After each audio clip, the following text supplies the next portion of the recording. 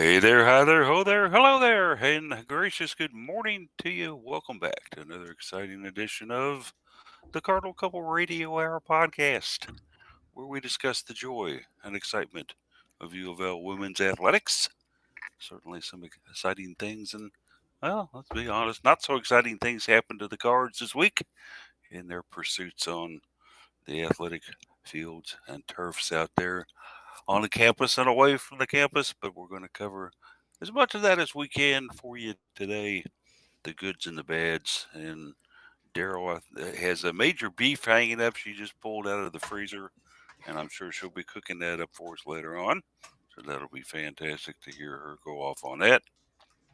As for me, if I felt any better, I would die. So how's that sound? What a way to start a podcast, right? But as we like to do at the start of the show, we try to catch up a little bit with the participants today, and we do have four of those.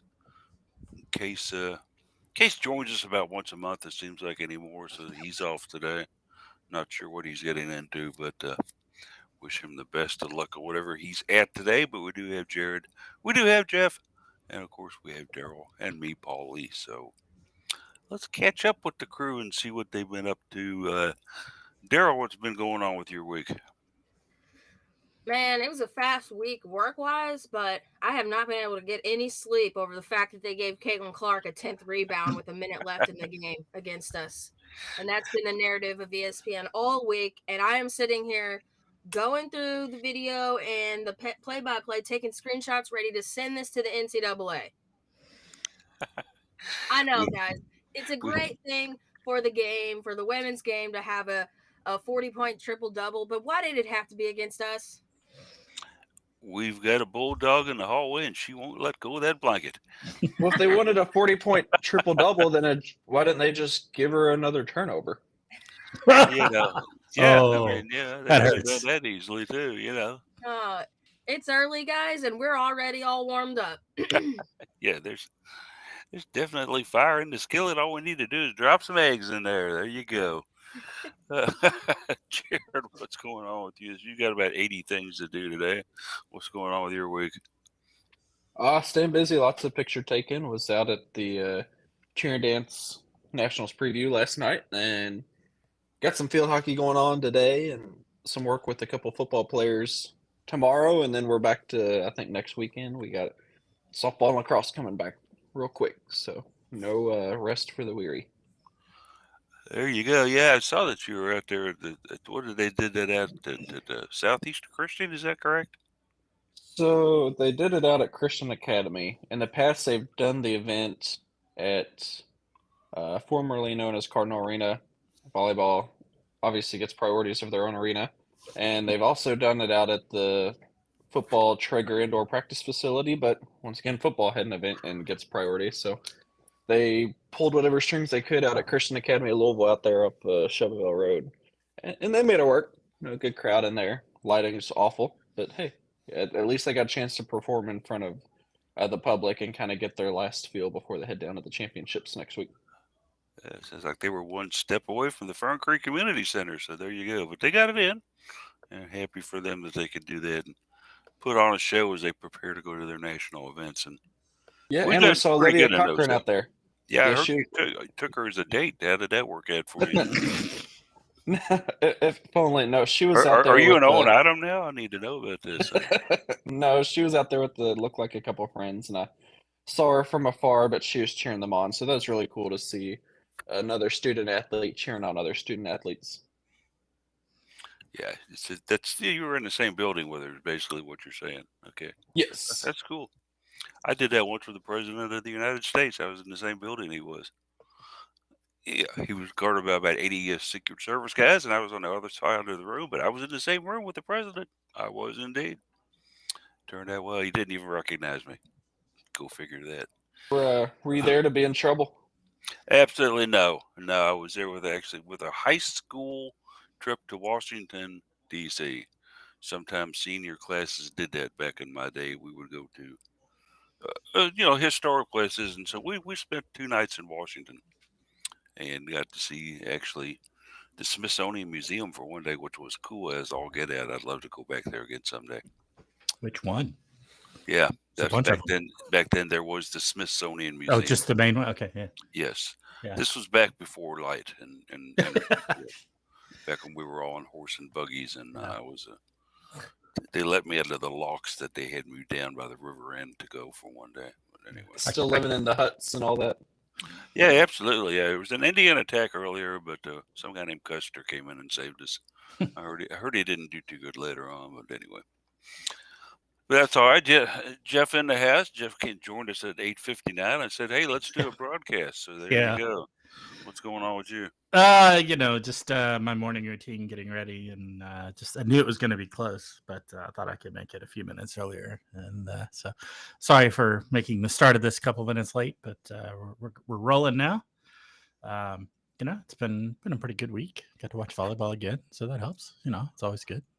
We had a really fun volleyball match at LNN last night against the Athletes Unlimited Pro Team exhibition tour thing they're doing. So it's a lot of fun. Had a ball. Yeah, I was looking at that. It looked like it was a 5-setter there that went down right Did through the wires. So it was a legit 5-set. It was 13-15 in the fifth, and I think the most lopsided set was 18-25. So I mean, it was good play. It was two really good teams going at it.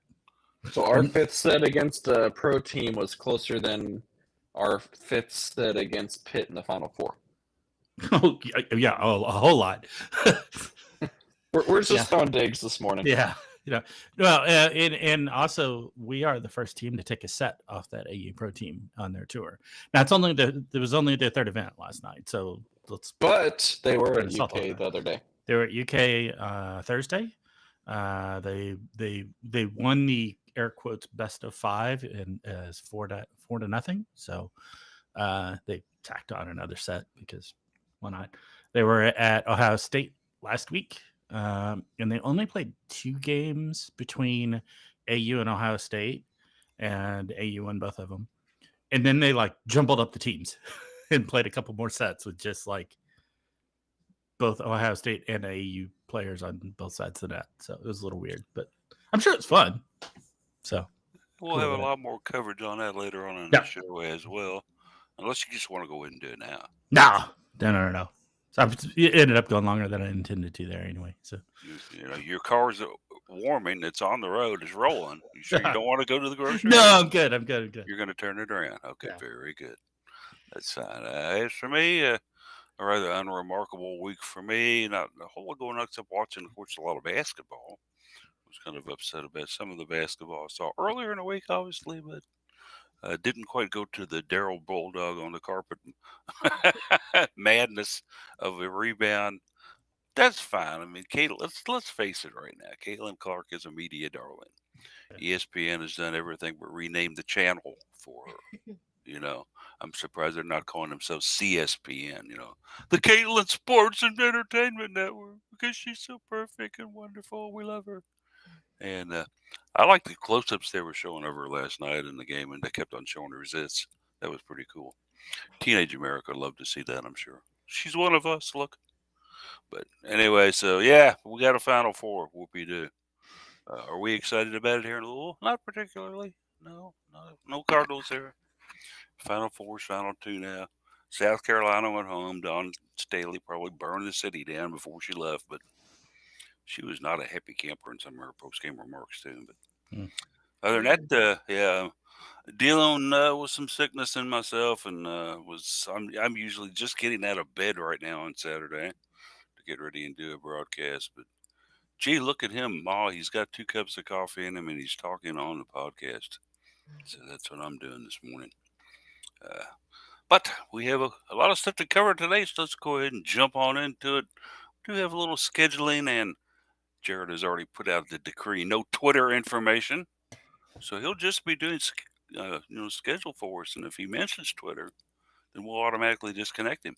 So there we go. Jared, schedule us up. Yeah, it's a busy slate, especially starting today. Sometime this morning, rowing is back in action down in Sarasota, Florida at the Sunshine Invitational. It's going to be day 2 of their 2-day event. Outdoor track and field season is upon us, and they are down in Austin, Texas at the Texas Relays. Another part of the track and field team is going to be out at Palo Alto, California at the Stanford Invitational, so they're split up some with that one. Softball ended up having to postpone yesterday's game, so they'll do a doubleheader to start the series today. First one's at 10:30, and the second one to immediately follow. Both of those ACC Network Extra. Lacrosse is also on the road. They've got a 1 o'clock start at number 23 Clemson, also on ACC Network Extra. Baseball's got game 2 against NC State, trying to even that series. Moving on to Sunday, baseball will wrap up their series against NC State, and softball will wrap up their series against Syracuse. That one is set for noon. Will also be on ACC Network Extra. Women's golf will kick off early this week, April 3rd, that Monday. They're going to be down at the Wolfpack Match Play down in Raleigh, North Carolina, Lonnie Pool Golf Course. Figured to be pretty much an all-day affair with that one, as multiple teams will be there, and they'll carry into Tuesday, April 4th as well. Baseball's at home that evening. Nothing going on Wednesday. Skipping ahead to Thursday, women's tennis hits the road. They're going to head down to Miami. Looks like a noon start for a Thursday match, a little earlier than what we anticipate for those. Baseball starts at home series against Boston College. And softball finally comes back home. They've actually got an early start to the weekend, as they've got a 6 p.m. First pitch on this Thursday against Notre Dame. I do not see a TV or streaming service listed yet, so keep an eye on that. Being a Thursday evening game, there's a chance that may get bumped up to a TV slot somewhere or another. Looking at next Friday, track and field back on the road again. They are at the Joe Walker Invitational, Oxford, Mississippi. Softball will have game 2 against Notre Dame. That'll be 6 o'clock. No TV or streaming listed yet. Baseball will remain home against Boston College. And then by the time we get on air next Saturday, track and field may have already begun their part. And then there's a whole full slate of things that we're going to have to talk about and hit next weekend between a mixture of fall sports plan and spring sports plan. But we are through the scheduling. And there we have it. Scheduling Twitter. No Twitter. Do not tweet. A lot of fun stuff going on. I don't know. Yeah, I kind of debated this morning briefly. Where would you want to start with this? Let's just go ahead and get the non-UofL stuff out of the way first. There was Final Four games last night. Certainly, if you caught those, my sympathy to you. If you sat through the entire broadcast, because you had perhaps the dumbest man in college sports today, Ryan Rococo, was on calling the play-by-play on this, and they had Rebecca Lobo, who was at a loss because there was nothing UConn oriented at all about the Final Four. So basically 90% of her script was gone. And she was, pretty much had somebody in her ear the entire broadcast telling her what to say. But nevertheless, the teams took the court. They are down in Dallas, of course. And the first game was a very exciting contest. For a while there, LSU and Virginia Tech as the Fighting Mulkeys were out there against, of course, Kitley and Kenny. And, it was a great game going for Kenny Brooks until the fourth quarter. He was happy. Yeah, he had a nice lead after 3 quarters and was talking to him. But he did, what's the little chick's name that runs around and makes an ass of herself when she interviews people? Hollywood. Hollywood, that's who it was, yeah. She happened to corner Kenny, and he said, but he did kind of assure everybody, we still have a quarter to go. And boy, was that prophetic. As LSU decided, hey, you know what? We got a quarter to go. You know what we're going to do to you? We're going to send you back home to Blacksburg with no airfare. So LSU advances with a 79-72 win. Talk about a fourth quarter that was kind of one-sided. LSU jumped out to a 15-0 run in the fourth quarter to kind of shut the door on any hokey type of advancement. But Daryl, you watched this one. Certainly a game where LSU was certainly playing great basketball in the fourth quarter. What happened to Virginia Tech there? Oh my gosh, guys, this was just an ultimate meltdown. And Virginia Tech is, they've reached a lot of milestones for their program with this run with a lot of firsts. I think I read the first 30-win season, the first Final Four, the first ACC title. Just they've had a heck of a run this season. They stuck it to the Cards a couple times and were obviously better team, earned a 1 seed this year. It's just been a historic run for them that came to a bitter end when you have a 10-point lead at one point in the second half and then you just blow it and go scoreless for almost 6 minutes and you let those fighting Mulkeys do what they did. Man, that is gonna sting for them.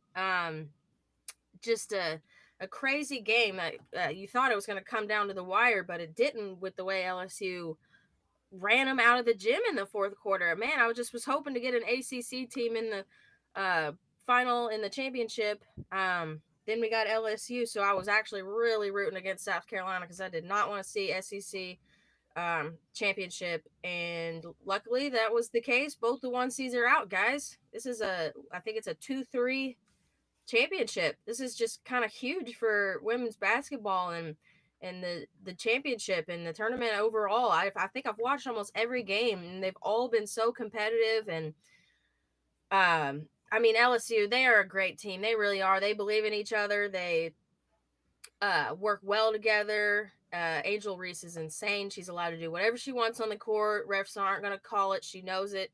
So she's going to do whatever she can to get her team to win. And yeah, I hope they fall to Iowa Sunday. Daryl, are you saying upsets happen in women's basketball? How They could do that these be? How could that be? It was a heck of a night of basketball, y'all. I mean, what time did that start? 7, and then I was done watching it at midnight. It was really entertaining. I'm encouraged by the fact that Yeah. there are upsets happening because I mean, Oh yeah, a handful of years ago, man, that wouldn't have happened. I mean, it'd be pretty much the chalked all the final way. or the Elite Eight. What were the seeds? The seeds were all over the place. Oh Weren't yeah, they? they're crazy. Yeah, It was absolutely. great. Yeah, this has been an excellent tournament for the women's game, and I mean, we're seeing some of the best players emerge. Leah Boston for South Carolina she didn't even play in that second or that first half of the second game almost, and she just struggled all night. And Caitlin Clark took advantage. I mean, she's one of the best players, or she is the best player of the year. And then you got Angel Reese, who's also shown dominance. I mean, two of the best players in the game right now are going to meet up in the championship. And I think TV, ESPN, or whoever's covering is licking their chops. It's going to be very, very highly viewed, I think. It could be interesting indeed to see how this one plays out. And the question that I pose for you all: has the number 3 seed ever won the championship? Do you know the Coming out answer? of- And you're asking. I do know. I do know the answer to this. Oh, Yes. okay. I have no And idea. I'm going to say no. we got to know out of Daryl. We know that we've got obviously a very, very good team coming up here in LSU, who is that 3 seed. But it was North Carolina in 1994 was a 3 seed and took home wow. the championship. So yes, quite. I would have figured it was one of those Notre Dame years or really early UConn years that they would have been a 3 seed. Actually, back in the Sylvia era when she did it. So we have obviously Kim Mulkey, who I understand, Daryl, from what you were telling me, got an invite to Oaks just because they're on her outfit alone for last night. The conversation around Mulkey has been her attire, and it's so funny to see Mulkey in her humongous floral down her arm pink coat, and then on the other side of the gym you have Kenny Brooks in his Hokies athletic pullover. Yeah, I mean, Kenny just dresses for the affair. Oh, we're going to a gym? Okay, I'll wear gym clothes. That's fine. Yeah. I did have that thought process, like, okay, Mulkey's telling her crew, like, dress to the nines. And then you got Kenny Brooks is like, this is a basketball game. I want you all to dress in athleisure wear. It was certainly a surprise to most, I think, in that fourth quarter, except for LSU fans who knew all along. And, I guess you need to also, we talk a lot about Angel Reese and the things she did, guys, but they also got a big effort out of Alexis Morris in that game, too. Oh, my gosh. She was on fire. And so congratulations to the Tigers for getting the advance. And then in the second game, of course, South Carolina destroyed Iowa No, they didn't. Stop. Hold the presses. It's Caitlin Clark in Iowa that advanced to the Final Four. Jared, what in the heck is going on here? Jeff, explain this to me. Daryl, give me some synopsis. Why are the Hawkeyes not stopped yet, and why are they in the Final Four to the Final Two? We failed against them fine, but South Carolina got beat by them. Surely they must just no. I'm so glad that we're not the only team she had 41 against. Yeah, she did go off again, didn't she? Oof. Yeah. Yeah. But it's not just her, you all. I mean, Monica Serrano is killing it underneath. I think they pointed it out. She doesn't dribble the ball. She catches and shoots, and she's hitting them. So I mean, this Iowa team as well, just really supportive, and they believe in each other. And yeah, they're not the tallest, and they're not the prettiest team out there, but they are gritty, and they find ways to score. I mean, you got to give them credit. I mean, they are well coached as well. If anything, I'd be cheering for I think her name's Bluter, Coach Bluter, to win a championship. She's been there for so long, and she's leading this team to uncharted territory. Yeah, I have no trouble cheering for Iowa, certainly at this point. And Caitlin Clark is a very, very good player. You know, we're all tired of hearing about her from ESPN, but she is a very good player. I do think that there is a little bit of challenge with Iowa in that they are a Caitlin Clark focused team. There's some really good players that support her, but every bit of the offense goes through Clark, right? Yeah. Even Sonano, is that how you pronounce it? Yeah. Yeah. Close enough. Yeah. You know, they're usually assists from Caitlin Clark, right? Like what, 80% plus, right? It's if you find a way to shut down Clark, you shut down that whole team. It's just that nobody's found a way to do that Yeah, yet. what So, are you gonna do? yeah, that's the challenge. Her. Yeah. So I don't know. It seems like they're like this. I was vulnerable, but you think they got to be vulnerable, but you got to figure out a way to shut down Clark, and nobody's figured it out yet. So, Well, You know they what's don't call scary, fouls guys? on her, so that's hard to do. well, okay, And when they do, she's real mad about it. yeah. But I think this championship might come down to the coaching. Moki has been there, and you just got to be smarter than the other team in those final minutes. We've seen you can have a lead going into the fourth quarter and totally fall apart. It doesn't matter. As long as you just don't lose your composure and you believe in each other. And both of these teams, I would say, are the teams that most believe in each other and just can pull it out. It's going to be a great game. ESPN obviously loves Caitlin Clark. Certainly they do. She dazzled with every move that she made on the court, and her smooth shot moving the Hawkeyes closer and closer to the improbable. What are they getting ready to go on a spacecraft launch or what here? No, they're playing basketball and they're in the Final Four, and they're riding a very hot hand right now. It happens, We wrote Purvis Ellison years ago, a very, very good ball player for Louisville Cardinals. Anyway, Caitlin Clark is in the spotlight right now. She's hot. She can't go to the WNBA next year, so like it or not, college basketball fans, Wait, Caitlin will be can't. back. She's not of age. Yes, she Not? is not of age. Nope. She is not eligible for the WNBA. What year is she? Is she Holy not crap. a junior? She is a junior. She's just a young junior. Yep.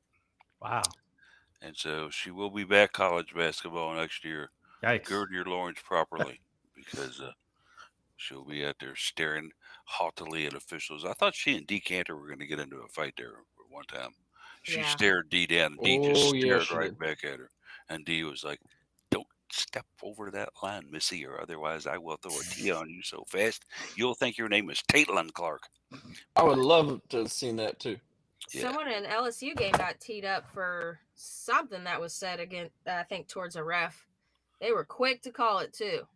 Yeah, I guess at this time of year, supposedly according to the officiating associations, you've got the cream of the crop calling these final 3 games on refereeing. All right, I'm sure that's a bit subjective. okay, And it may be true, but it's also pathetic. yeah. I There mean, was just there's like a span of time where it just none of the calls made sense, and I feel like we talk about that in almost every game. It's like they make a horrible call or a horrible no call, and then they spend the next 5 minutes making up for it. And it Hmm. just totally turns around the game, and it's just like you don't need to have this much input.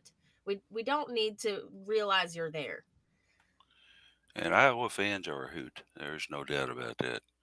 Watching them up in the stands and stuff like that, it was like, oh my God, we're actually in a place that has running water. Woohoo! Let's watch basketball while we're here. Well, they They didn't were, have much else going for them this year. Their football team averaged about 12 points a game. yeah. Ouch. So, but they do have Caitlin Clark, who will be also be running for Senate next month too in the state of Iowa. So have fun with that, kids. Uh, Just no, remind Caitlin Clark the difference between confident and cocky, and we'll Yeah. be good. But in terms of just like Iowa as a whole, I've got no personal vendetta against Iowa, and if they get their first ever national championship, good for them because I don't want Kim Mulkey getting another. That's right. Yeah, I yeah, was I'm kind of against Smokey getting one too. Yeah. absolutely. And I was gonna like just touch a little more on our match with them because I don't think the Cards got enough credit against Iowa. Um, if that's all right with you all. Sure. Go for it. Sure. I mean, our showing against Jump them, on in. we scored 83 points against them, you all, and didn't walk away with a victory. And Coach Wallace mentioned how we'd have to score at least that much. And I just feel like Haley Van Lith had an excellent game. Olivia Cochran had an excellent game, and their performances were overshadowed by the Caitlin Clark show. So I just want this team to realize um, how proud they made the fans because, like we talked about before, is they were outside the top 25 almost all season and um, ended up being in the final eight. I think they went a little further than a lot of people could or thought they would, and yeah, and I think that this off season, I think they're watching the championships still, and they're thinking that could be us. I really think that Haley is like she said in her post game. I'm not motivated by outside factors. I'm motivated by myself, and I think that she's probably cooking up something for next season and trying to make another run at the championship. But everybody, of course, would certainly love to see that for the Cards. But as it stands right now, we've got to. As I think you mentioned in our pick'em contest, Jared, I think we had one or two people who picked Iowa to win it all. Yep, That'll go Case, on. who's not on here, is one of them, and then Daryl's boyfriend Thomas is the other. But neither of them are in the running for first place, so there's a guaranteed four-way tie for first. None of those four people picked either of the championship teams, so it will still come down to the tiebreaker of the total points scored. And when you've got LSU versus Iowa, the Caitlin Clark versus Angel Reese show, it sounds like it may be a nice shootout. You would think, but then again, you look at some of these scores this year, 50-49 and stuff like that. What will take precedence in this final game? Will both teams be on their defensive, 5-star alert and covering everything that goes on, or are they just going to run it up and down the court and shoot and pass and score? It will be fun to see, certainly, on how that turns out. So, Did you all notice the stands at the Final Four last night? It was packed. oh yeah, Yeah. It Oh was yeah, tickets great. were going for hundreds of dollars at the bare yeah, and minimum. 2/3 of it was Iowa fans too. I swear to God, Iowa fans were everywhere in there.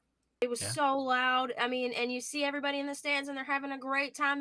And I can't help but to be somewhat conceited and feel like when Virginia Tech comes to the Yum Center, I don't know. I just feel like people take notes when they come to Louisville and they know when to get involved. Louisville's been doing this for a decade now and growing their fan base and showing the team support and giving them the boost when they need it. And Iowa and Virginia Tech fans, they were rocking. I mean, South Carolina fans and LSU fans were great too. I don't know if you noticed the LSU fans, they stuck around. They were nervous in that second game. They Oh, I were can imagine. they Yeah. were biting their fingernails. So this is great for the game because all the fans there got a great show. And certainly, it's what we want to see in a Final Four. We don't want to see somebody just out and out slaughter another team for the entire 40 minutes. You Right. want exciting games. You want interesting games. You want games that basically you see some subplots spin off of. And I think we got all that last night as far as the broadcast went. People were trying to bring up the fact that Mulkey would not acknowledge that Brittany Griner came home and stuff like that. And that's okay. That's way beside what's going on right now. Okay, Hmm. we know that Mulkey has a flair for the dramatic. There's no doubt about that. She was probably just one of That's those one little way to put girls. it. Yeah, one of those little girls in kindergarten that got called out, for wearing her bra outside her shirt, something like that. Who knows? But it's just it's basketball. Let them play. It doesn't have a thing to do with world situations and problems. It's an entertainment, and people have paid good money for this entertainment, and people are excited in this entertainment. So let the entertainment go on, and please don't try to make anything more out of it ESPN than it actually is. Okay, let them play. That's all I ask. All right, let's moving on. That there was also action on the Belknap campus last night. Gee, what could have been going on down there? What's that? You say volleyball, but it's not volleyball season. What? It's How could not. that happen? No, Jeff, it's not. tell me, explain to me what's going on here. Yeah, all of our fall playing teams are pretty much in their spring exhibition schedules right now. Field hockey's in action as well. We shouldn't give short change to any of the others as well. But I'm a big volleyball fan, so of course I showed up for the volleyball match last night. The Athletes Unlimited Pro Team came into town. This is an exhibition tour for them. They are moving their season to fall. So it will end up conflicting with college volleyball, which is going to make it interesting. But yeah, they've got a great tour they're doing. It's a lot of fun. They're basically mostly going to schools where they have players playing in the AU that are alumni of those schools. So Ohio State, Kentucky, Louisville, Nebraska, and other schools like that, where alumni of those schools are playing in the AU league. So a lot of fun. They came in last night, and it was a legit 5-set game, 3-2. Athletes Unlimited did win. But it was a really close match. It was well played volleyball, good play on both sides of the net. And it was just a lot of fun. Everybody I've heard talking to about it has said it was just fun. Some of the pressure off of not that it's exhibition, it doesn't count in the official records.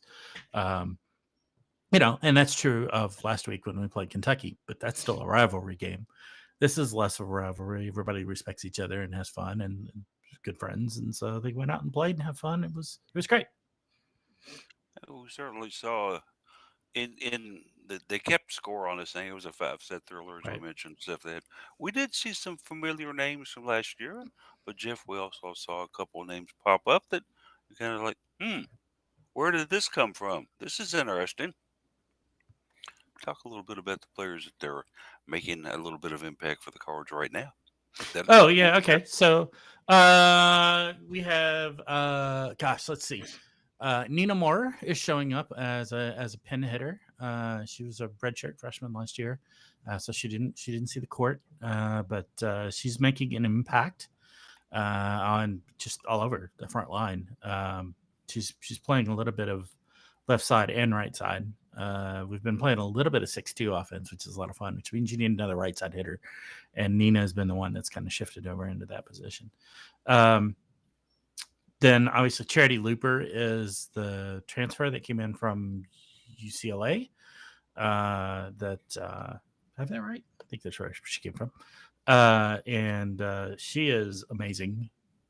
She's 5'9" hitter. She's an undersized hitter, but we've had undersized hitters before, and she does a great job. She gets a lot of height out of her jump, so she can get up there and play with the best of them at that level. Great server, all around, plays good defense. So she's a lot of fun to watch. So we've got another setter that's still yet to join the team. We'll join, I think, in June. So We'll see how she does when she gets here. But those are kind of the two. Well, okay. Hannah Sherman also in the middle had some really impressive shots. I thought she put a hole in the floor at one point. Good blocker, good innate blocker. I think she's still learning some of the blocking schemes, but when she gets up there and gets on a block, it's dominant. So a lot of fun. So there you have it. A lot of fun for volleyball, and in their off season was certainly a very good training exercise for them, and playing some very good competition. So I'm sure that they'll take a look at the game film on this and look at some things that they'll want to practice on as things come around and happen. So, wow. Yeah, next time volleyball visits Memorial Coliseum at UK, it's going to have a completely different look. I just happened to stumble upon that they're going some major renovations over at Memorial Coliseum. So those days of Paul, Jeff, and I going out there in the dark, poor audio, poor lighting, not great arena, it's going to look really flashy when we go back out in 2024. Yeah, maybe I'll get to sit next to Catherine again from the AVCA, who kept me filled with volleyball lore for the entire 3 hours we were in there. So much to the fact that I couldn't even watch the match that closely, because she would grab me by my shirt sleeve and go, "And let me tell you something else about this program." Well, there you have it. But I always love and enjoy going up to Memorial, indeed, especially the 89 steps to get down to the basement to go in and walk back up another 42 steps. Yes. Those stairs are still staying, unfortunately. It's just more the open arena area part that's going to be redone. I will steal Al Parrish's golf cart and just make my appearance that way next year. I did, Open up the loading door. I did comment last night. I said I thought our days of seeing Leah Edmond on the other side of the net were long gone, but no, she was played for AU. So. Well, that brings back some nightmares. Her, right? Who was the other one? Brown. Kaz Brown, who was also on the squad. I don't know that she actually got out on the court though, but she was on the roster and available. Back when they would thump us regularly in volleyball, but those days are pretty much gone. Indeed, yeah. We'll see. Other stuff that's happening, and we certainly want to cover a little bit. There will be a little bit of softball played today by the Cardinals, as they are actually up in Syracuse. Excuse me, I was about to say Pittsburgh. That's where Holly April's from. They're up in Syracuse. They were supposed to play yesterday, but they did not get the game in due to weather problems. So they will actually play today, a doubleheader, which what you guys were telling me started at 10:30 this morning. Is that right? Yeah, they got it set for 10:30, which it hasn't started yet. Typically, you see those are like a 12 or 1 o'clock start time for the first game and the second one after. But I guess I don't know what the weather forecast is there, but they're like, let's go on and wake up early and play at 10:30. So you can tune into that here in about 50 minutes or so. Should be a lot of fun. I'll ask Jared and Daryl a little bit on this. So some of the names that the Cards have been throwing out there as great performers so far. 3 that come to mind right immediately to me, and you all can bring up more if you want. Taylor Roby, obviously, doing some good things. Set the home run mark. Alyssa Zabala, a freshman pitcher, been doing some incredible things for Louisville. And Sarah Gordon, a freshman behind the plate, making a big impact. Talk a little bit about these 3 y'all. They're doing some great things for us. Yeah, they were. Go ahead, Daryl.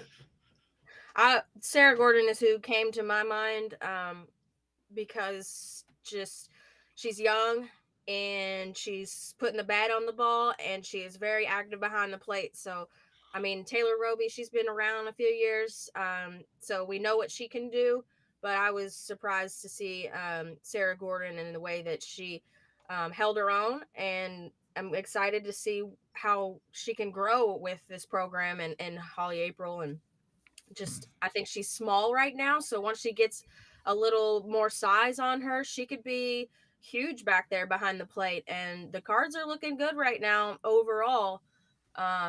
Hopefully this is the trajectory we're on for this program, just to keep improving, because I think we're in the thick of Holly April's tenure here, and it's time to start seeing this team perform in the postseason. And I think Sarah Gordon is somebody that can do that. Indeed, she has taken over catcher as a freshman. Quite a big responsibility that she's handled very well. Inside the circle, of course, we all know of Taylor, but how about Alyssa Zabala, another freshman, doing some pretty remarkable things for the Cards this year. She's 10-4. She's got a 2.62 ERA, and she's got 63 strikeouts in 66 innings. Not bad for a country drive there, is it, Jared?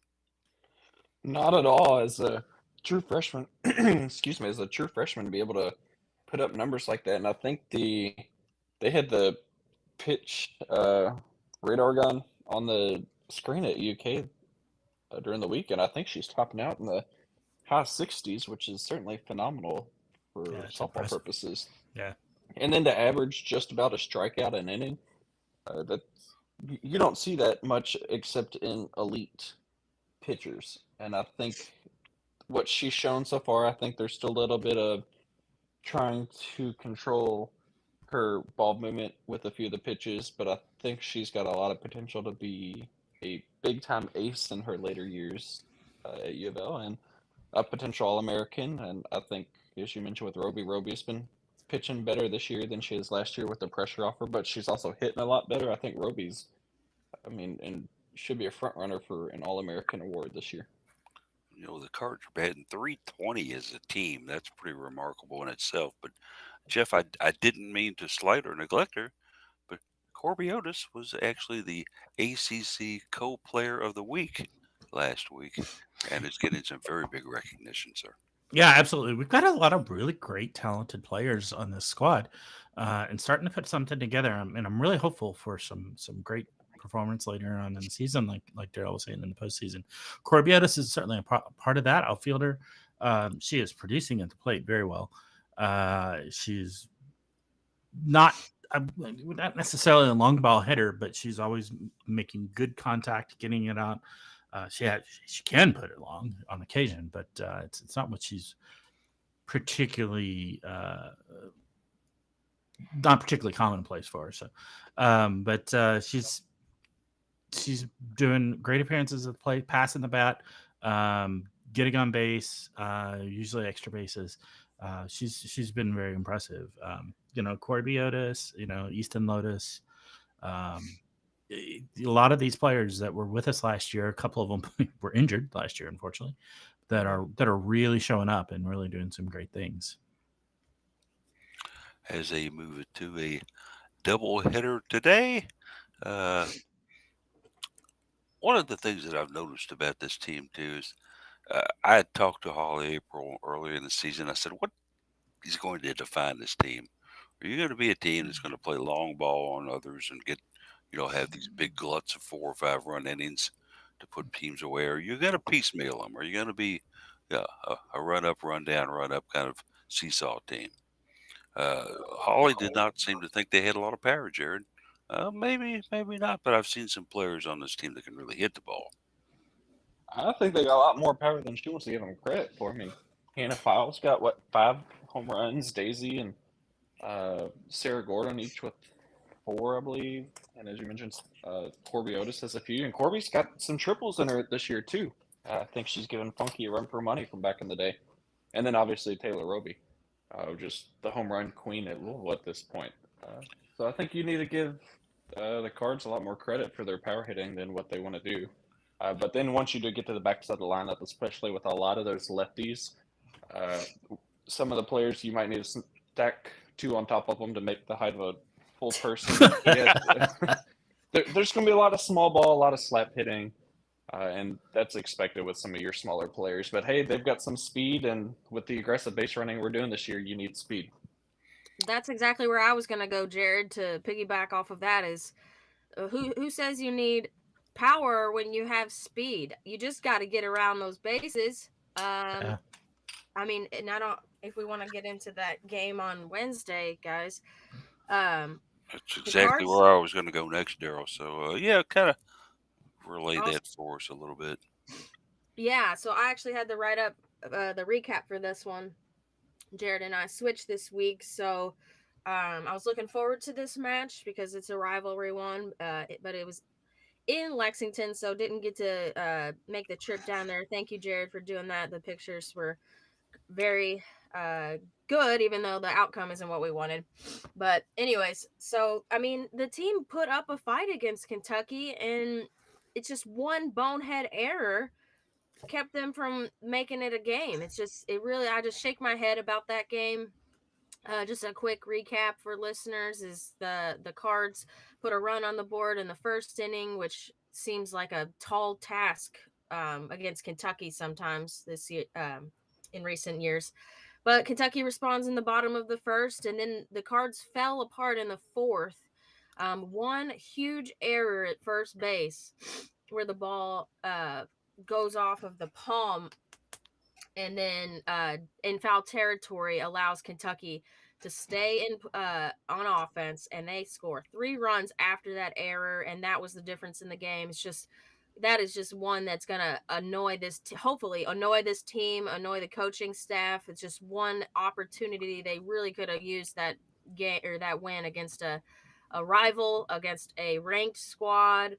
It was out of conference. It's just real big bummer that they weren't able to steal that one in Lexington. Daryl, I tend to look at teams sometimes by the way they're lined up defensively as well. And looking at this Cardinal infield, there's really not any weaknesses there, is it? When you take a look at short, third, second, and first. No, you'd think not, but the Cats were able to find a way to get on base. They were putting it in the gaps. They were dropping it behind the defense. I mean, Kentucky is not an easy squad to beat. They are, first of all, SEC, and they are big and they are powerful. So, I mean, it's just I just shake my head about this one and really wish they would have been able to pull it out. Speaking of those errors, it's not been a good defensive effort this year as a whole. I mean, the last 4 games alone, I think there's ranged anywhere from 2 to 4 errors each game, which is a big concern, and I think that's something that the focus really needs to be put on in practice. Even maybe in warm-ups, just when you're doing your casual warm-ups, hitting it to them in the infield routine before a game, hit the ball harder. Make them just a quick reaction, because they've got committed 42 errors on the year. 37 of those have come from the infield, anywhere from your 4 infielders plus pitcher and catcher. So a lot of that really needs to be addressed. You clean up those errors, and you've got a good probably 3-4 more wins this year alone. And you know what's wild about this one is that in the third inning, the Cats were up 4-1, so you think, oh, this is doable. The Cards can maybe make a game out of this. But after that error in the fourth, all of a sudden it's 7-1, and you're thinking, oh no, is this going to be another run rule to this team? It's starting to get out of hand. You're thinking it's going to be a quicker game, but then the team pushes it to 7. The game ends up being 2.5 hours. And they put 3 runs on the board in the top of the 7th, so they have fight in them. And if they wouldn't have given up those 3 runs in the bottom of the 4th, you wonder if they would have been able to get the 3 runs themselves in like the 5th or the 6th. They could have pulled it out. So it was like on the verge of being a run roll and a quick game, but all of a sudden it wasn't. And the box score is kind of misleading that way. And just kind of watching from what I saw, it looked like it was getting progressively colder out there as the game went on too, based on with the fans and pulling out blankets and stuff like that. But anyway, Jared. Oh no, not at all, not in the slightest. It was a nice hot day where we were all sweating by the end. Yeah.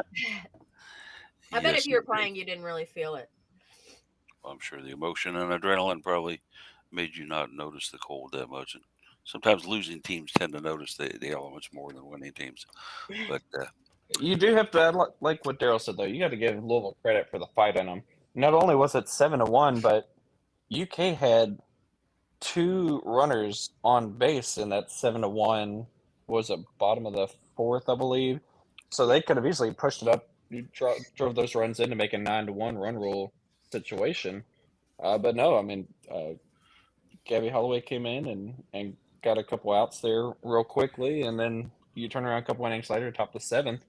And then, Louisville put up a lot of fight. I mean, Garrity understanding that sometimes just running your hardest may cause a throwing error, which happened on her bunt to lead off the inning. And then she was able to score on Corby's a double to the outfield, and then Sarah coming in with a homer, and then you still had base runners after that, so they were putting up a fight. It's not like they rolled over and played dead, and that's something that we may not have seen in the past with some of these Louisville teams, but we are seeing this year, and I think that's a promising sign.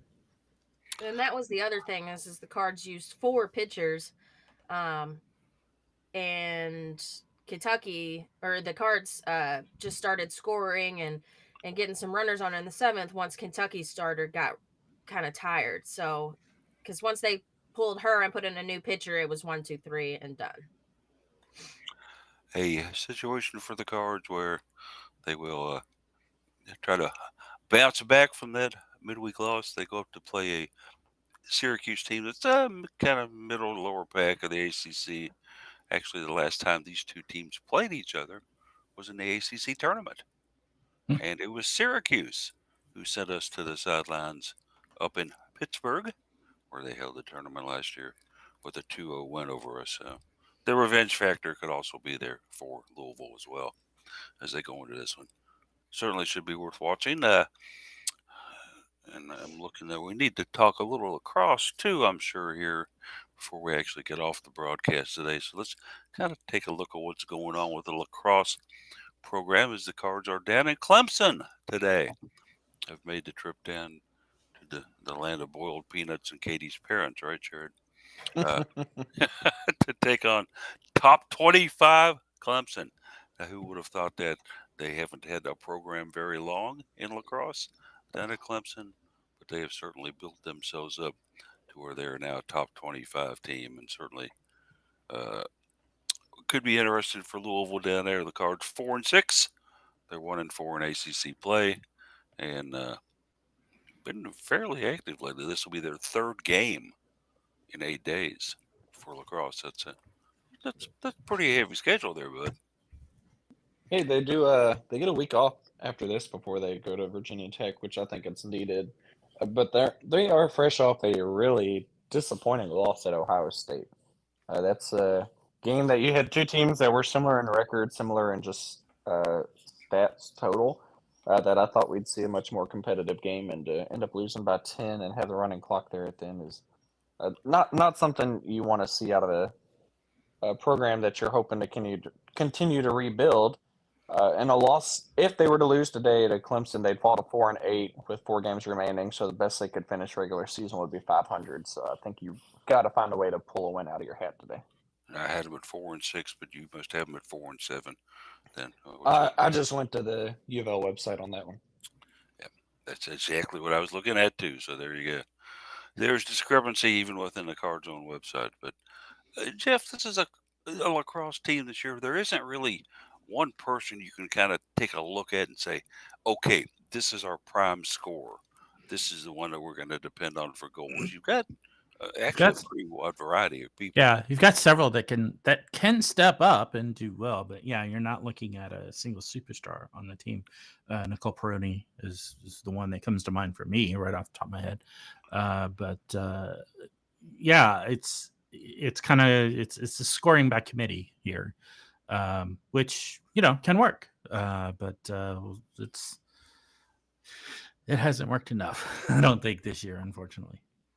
Sarah Desch, you've been holding court in the net for the Cards for the majority of the season, although they did kind of split her time up against the Buckeyes and tried 2 other goalkeepers in the 4th quarter against Ohio State in a game that was already run ruled.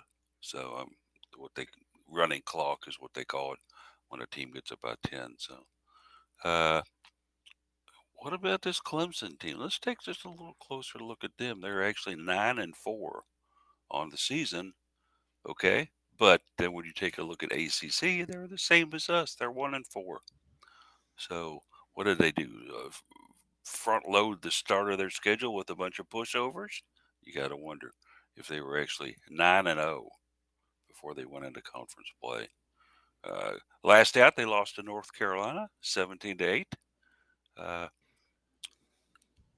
It's always interesting to me when a team starts a sport and is in their first years of it. I think we also saw with, what was it, Duke in softball or somebody else? And Clemson in And softball. Clemson in softball, right? Yeah. Is obviously, guess what? Yeah, women's sports has come to the state down there. Yeah. That was my thought. Like, are they just realizing that women exist down there? Oh, Good Lord. And then all of a sudden they find the rankings. Maybe it's just the newness. But they also just added gymnastics in the past couple of years too. So 3 women's sports in Clemson in the last 5 years. Did they literally just have football? Well, they had a basketball. basketball. yeah, basketball. But Not too many people were Barely. very familiar with the women's basketball program. Yeah, down but there. they don't exactly invest money into their women's basketball program, as we've seen. And Arthur's expressed his frustration on the comments before. Oh yeah, for sure. And I had a trip down there years ago to actually go watch a football game, and we saw a bunch of tall girls, all in Clemson garb, walking by our tailgate group. And so, being slightly hammered like I was, I went out to see who they were for and what they were doing and where did they play. And I said, "Do y'all play for the Clemson basketball team?" And they started laughing. And they said, "No, we play for a good team. We play volleyball." And then kept walking. So okay. they're okay. In volleyball. They're not yeah. terrible. Well, anyway. So best of luck then. Let's hope the Cards can get back on the winning streak against this this scenario. Kind of surprises me, Jared, that they could do so well so quickly. Is it just the fact that they brought in a lot of good transfers, you think, or they really just recruited well? How does a team that's basically in their first season go 9-4? That's what I'm kind of wondering too, to be honest. It's not exactly easy to do that, but they've crushed some teams. I mean, they played some nobody teams early on. Wofford, Furman, Winthrop. I mean, beat the daylights out of some of them. Gardner Webb. So as you mentioned, their non-conference schedule was not good at all, and then they got to conference play, and it's a bit of an awakening for them. So I think you've got a mix of not a great non-conference schedule, with combined with just the power of the ACC schedule. That will be at 1 o'clock today on ACC Network Extra if you choose to watch that one. And golly gosh, I'm taking a look here, and we're almost at 10 o'clock. So let's go ahead and segue into some final thoughts here for the show today. Daryl, why don't you go ahead and start us out with your final thoughts? This was the fastest hour ever, guys. It has flown by, hasn't it? Yes. Time moves faster than earlier in the morning. I just want to shout out Jared again. Thank you for going to Lexington this week and getting some pics for our article and showing up for the team. I'm sure they've been hitting you up on Instagram asking for some pics. And then also getting a personal request by Salary to get out there and get some shots for field hockey. So that's awesome. It kind of makes you feel obligated, doesn't it? It's kind of hard to say no when a coach specifically asks you to get out there.